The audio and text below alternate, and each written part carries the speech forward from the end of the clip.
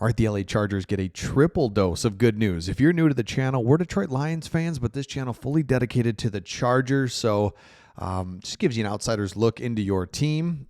And here's the triple dose of good news. First, number one. Well, before we get into that, let me know in the comments your all-time favorite Chargers offensive lineman. I'm going to test you a little bit on that one. Let me know in the comments. Excited to read that. All-time favorite lineman, offensive lineman. Okay. Good news number one. Here are the available remaining free agents. Here is what is really exciting is that you've got some cornerback depth, some like legit guys, defensive ends, but the big one is Brandon Scherf, guard, still available. There's a couple interior offensive linemen still available. So you go through you don't do anything now. You go through the draft. There's still available players that could really help you if you don't get what you need in the draft. So it's like, man, just kind of take those 11 picks that you have, go forth, and then if you still feel like, you know what, we didn't address this, you can do that. Love that. Number two, PFF put out an article about 20 NFL players that are going to get big extensions next. And you can see these guys, Brock Purdy, Kyle Hamilton, Sauce Gardner, Aiden Hutchinson. There are no Chargers on this list. Maybe that's good and bad news, right? It means that you don't have like young ascending players that are going to get big deals, but also you can manage your cap and you're going to be in great shape with the cap going forward. You don't have you don't have big contracts coming due. Okay, there's one.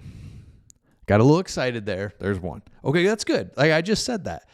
That's good and bad, right? If you don't have any, it's like, oh man, we need some good players. You do have one on this list. Okay, Slater. My bad. Missed that. Slater's on here. Perfect. Your cap space is just manageable and in a great spot going forward. Unlike there are teams like the Browns, the Saints that are just kick the can down the road and have a terrible cap situation every year. You're in good shape there. Number three is...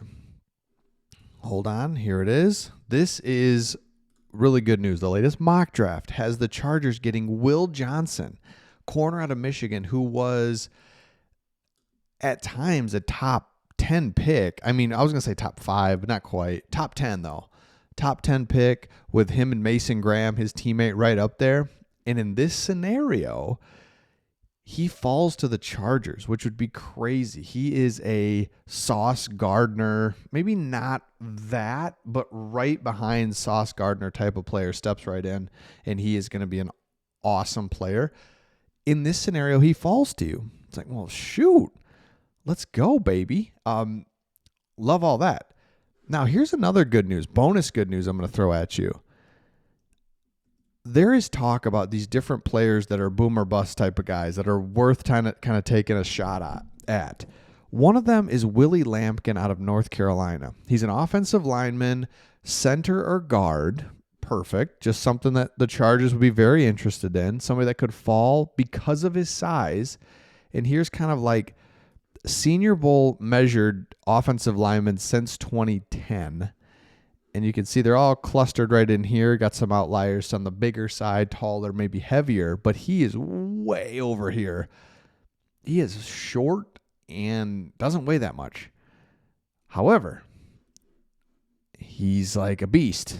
And it's like, all right, if he could fall and you get him for one of your 5th round picks or a 3rd or a 4th, I don't even know. I don't know where he would fall.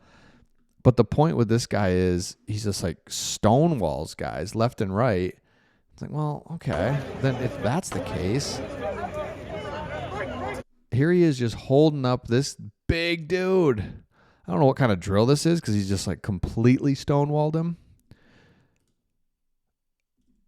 So that's good news number 4. I don't know. That's a bonus one.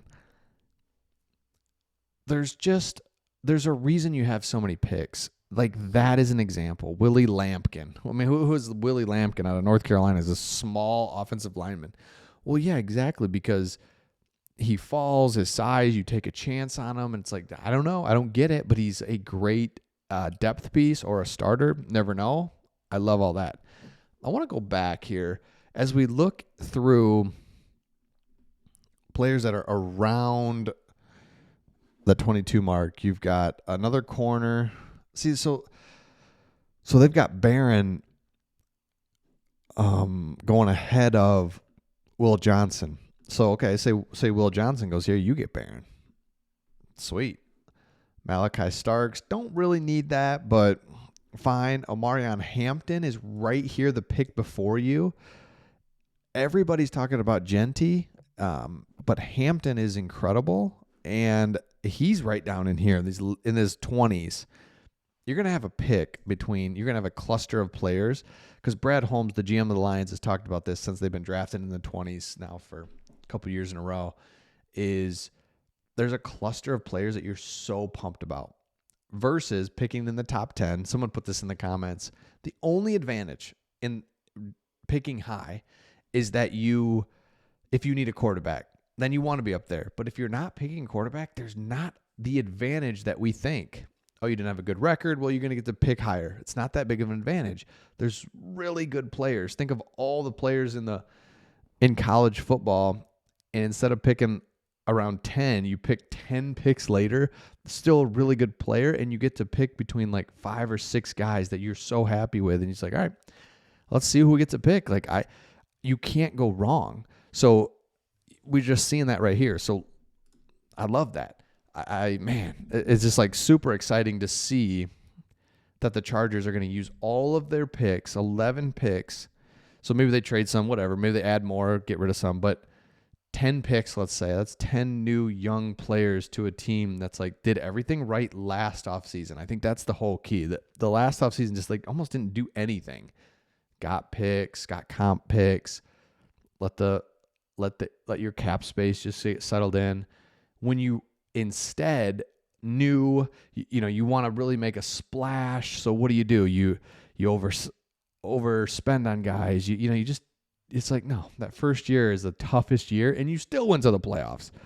It's crazy. So again, as we get to the end of this video,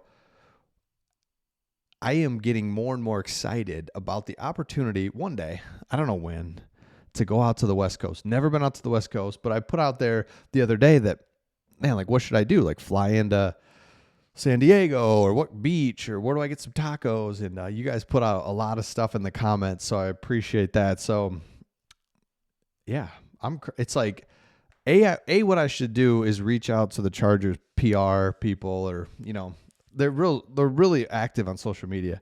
It's like, oh, come on, I'll film everything. Go to the Bolt. Like, that's the ideal thing. But just to go on vacation, go out there, I would tell you when I'm going. That'd be crazy. Just run into like a couple of you, just be like, this is crazy. I'm out here. Where do I go? Grab a taco and just talk football? Are you kidding me? I'm talking myself into this right now. All right. Let me know your thoughts in the comments. We'll see all of you on the next one.